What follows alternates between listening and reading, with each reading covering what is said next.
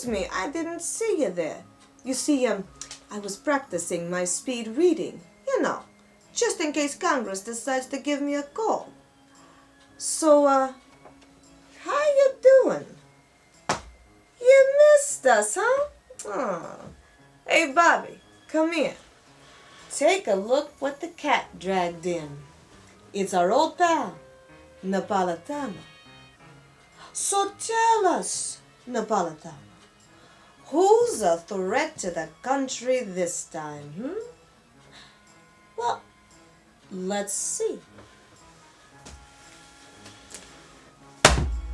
Okay, so who's got us here? Our tax resistors, those who listen to alternative media, our patriots, animal rights activists, right-wingers, left-wingers, environmental extremists. Okay, that one I can agree with. Anti-abortionists, militia, skinheads, Christian extremists, Mexican extremists, Jewish extremists, Cuban extremists, black power, white power. So basically, everybody. Well, what's the fun in that? I mean, if everybody's running around being a terrorist, who's left to terrorize? There is one group of people you forgot to mention in your who's been naughty list. And that is all yous pocket-picking politicians that just can't seem to keep their noses out of people's business and who don't think before they speak. Let's take, for instance, this whole Mexican swine flu. Now, why yous was all so busy putting everybody into a tizzy and making them too scared to go to school or go to work or to ride the subway, the bus, or the train? Well, you cared so greatly for the American people that you wouldn't even close the borders to Mexico.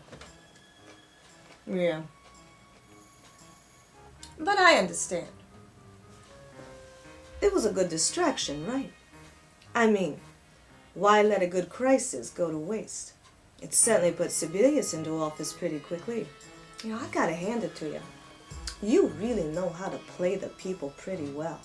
I mean, with yous, it's all just one catastrophe after another.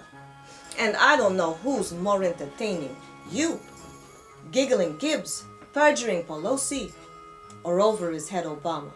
I mean, come on. The only reason anyone watches the White House press conferences is just to see how many times Gibbs giggles during questions and answers. Oh, and Pelosi? Well, who knew one had to check their notes before speaking the truth? Yeah, but that one I can understand because when it comes to telling the truth, Pelosi's a bit out of practice. And then there's Obama. The very deficit that he's put us under, he now calls unsustainable. I mean, I don't know. It's like going to the circus and watching a bunch of clowns juggle all their balls up in the air. Oh, and you, speaking of balls, I thought being a feminist, was about claiming your power of womanhood and your femininity. But you seem to be running from that full force. Forget about it. My point is, who's the real threat to this country?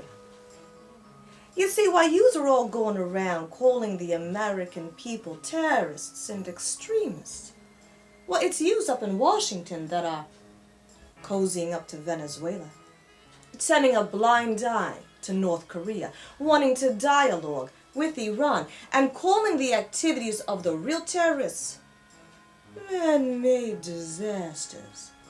Of course, there's always the bowing to the Saudi king, the releasing of the CIA memos, still wanting to release the Gitmo prisoners, and lowering our national defenses. I don't know about you, Bobby, but it certainly begs the question to me.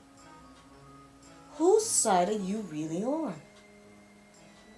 And who's the real threat to this country?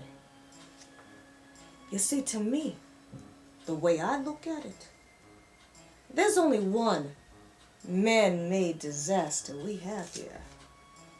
And that is having all yous up in Washington to begin with. But that's a disaster we plan to do something about.